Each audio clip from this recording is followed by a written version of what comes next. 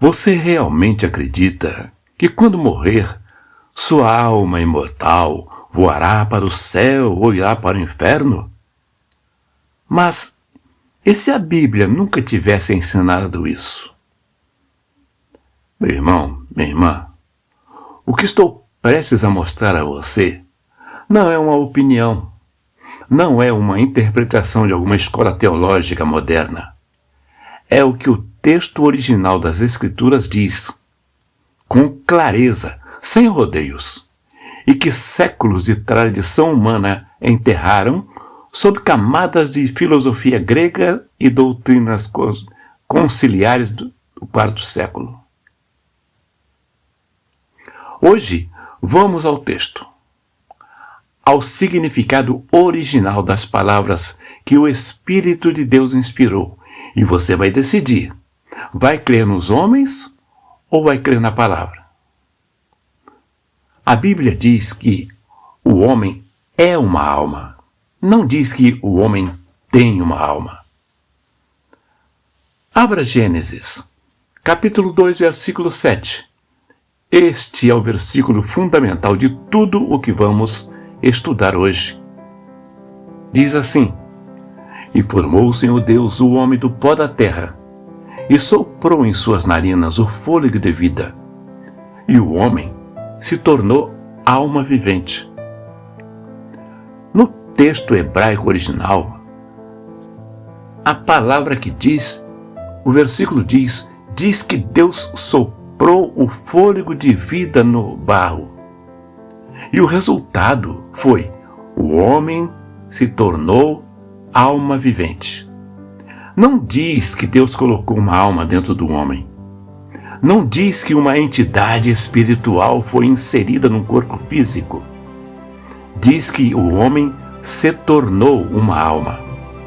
O homem inteiro, completo, pó mais fôlego. Há uma diferença abissal entre ter algo e ser algo. A tradição religiosa inventou a equação. A tradição diz: você tem uma alma. A Escritura diz: você é uma alma.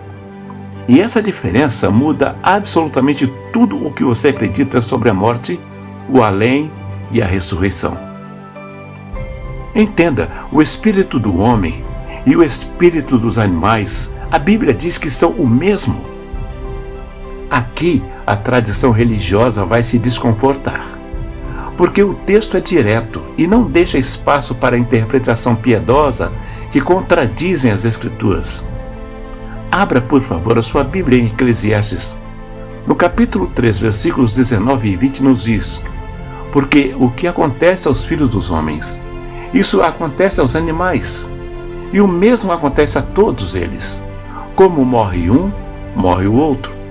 E o espírito de todos é o mesmo. E a vantagem dos homens sobre os animais nesse sentido é nenhuma. A palavra no original diz que todo o ser vivo, tanto o homem quanto os outros animais, são o mesmo espírito, têm o mesmo espírito. Um leão, um cão, um elefante, uma pulga, o princípio vital que anima a todos é o mesmo. O versículo 21 diz: quem sabe que o espírito dos filhos dos homens desce, sobe para cima, e que o espírito dos animais desce para baixo, para a terra? O texto original usa uma forma interrogativa que expressa incerteza e questionamento. Não é afirmação. Em outras palavras, ninguém pode provar por experiência que o destino do espírito está aqui ou ali. Isso está nas mãos soberanas de Deus, só Deus sabe. E o versículo 20 fecha com precisão cirúrgica: todos vão a um lugar, todos são pó, e ao pó tornarão. A alma pode morrer, meu irmão. A alma morre, a alma é mortal. A Bíblia não ensina a imortalidade da alma.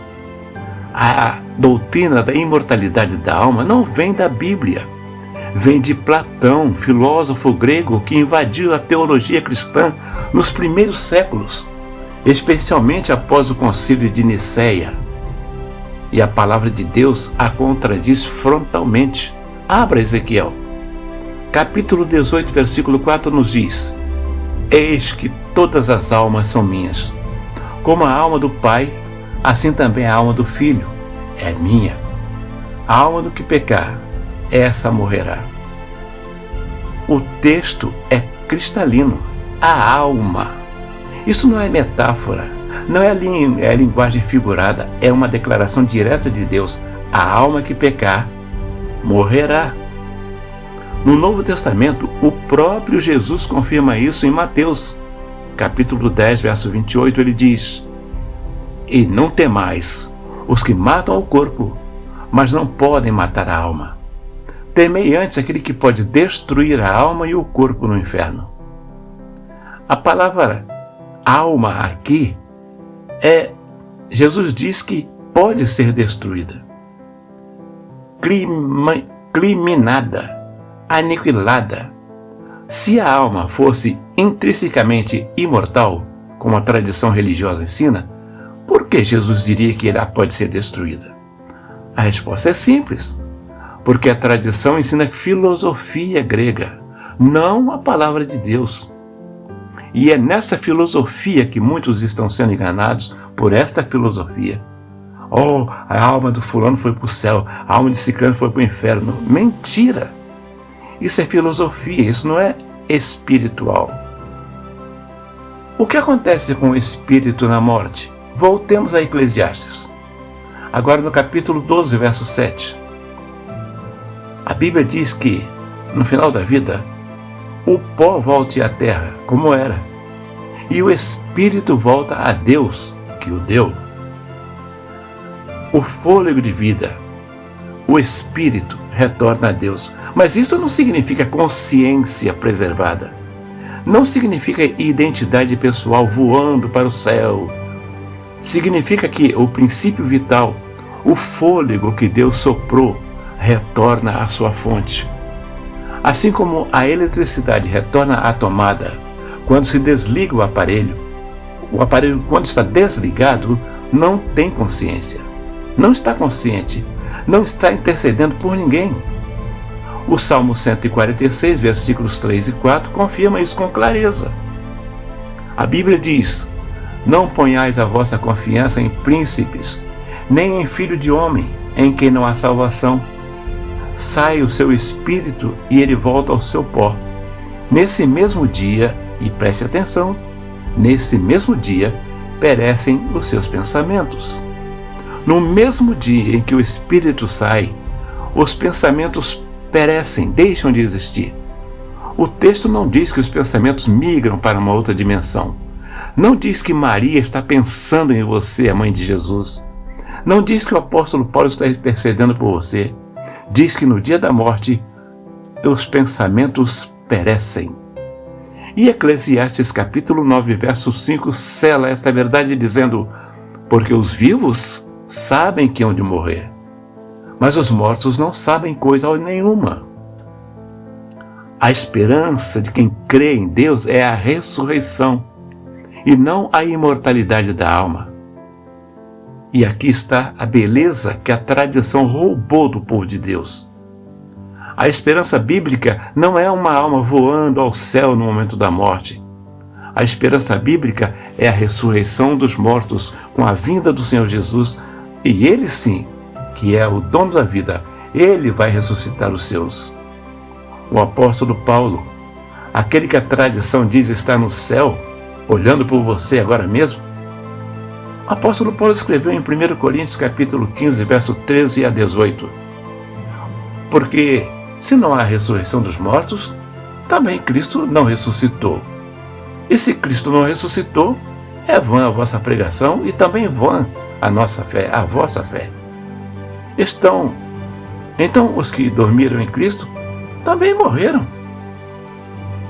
Paulo usa uma palavra que significa dormir para descrever a morte.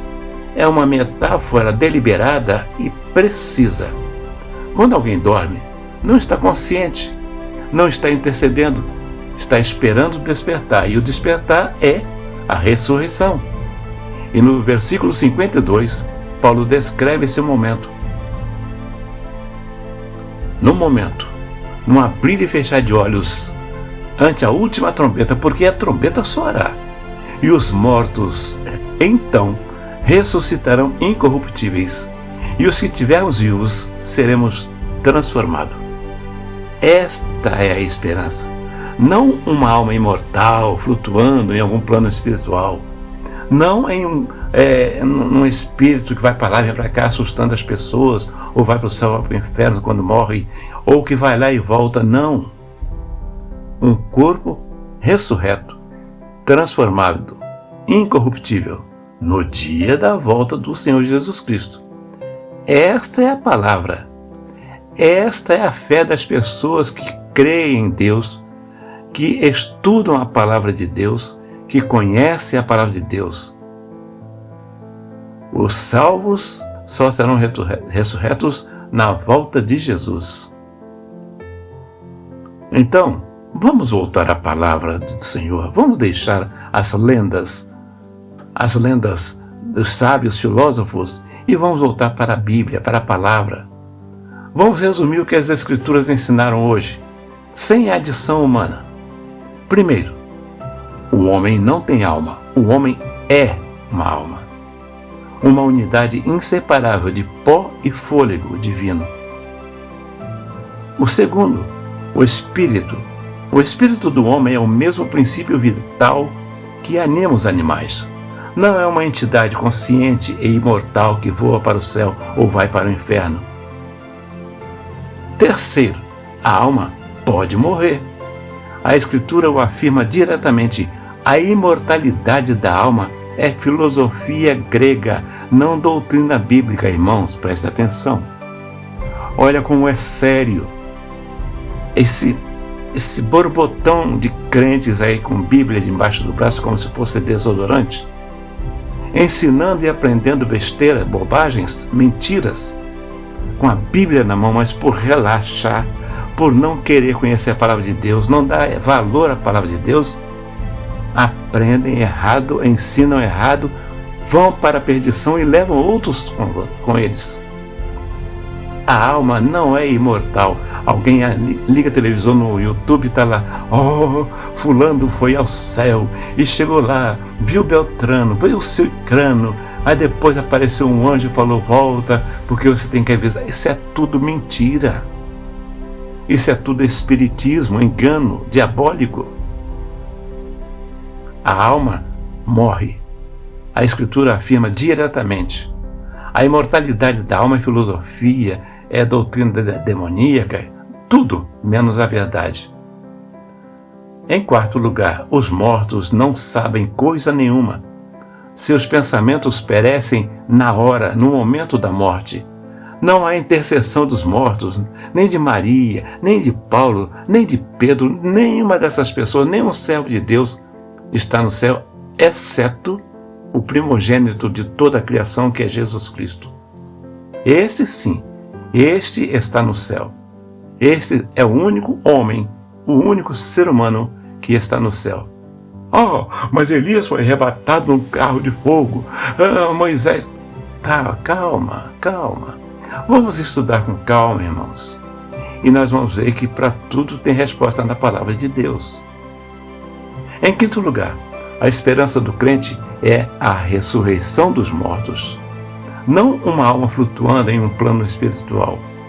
É um evento futuro, real, corporal na volta do Senhor Jesus Cristo.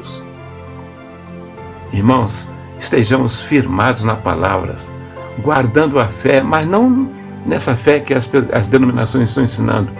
Vamos firmar nossa fé na palavra de Deus.